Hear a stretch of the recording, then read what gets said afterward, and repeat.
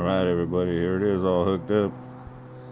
38-inch lawnmower, turf tires.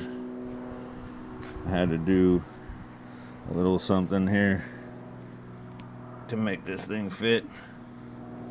These little bolts right here, I don't know if you could see, but right back there's one of these bolts. I had to remove it because they were rubbing up against the tires. Other than that, it's a tight fit. So we'll see how this thing works. It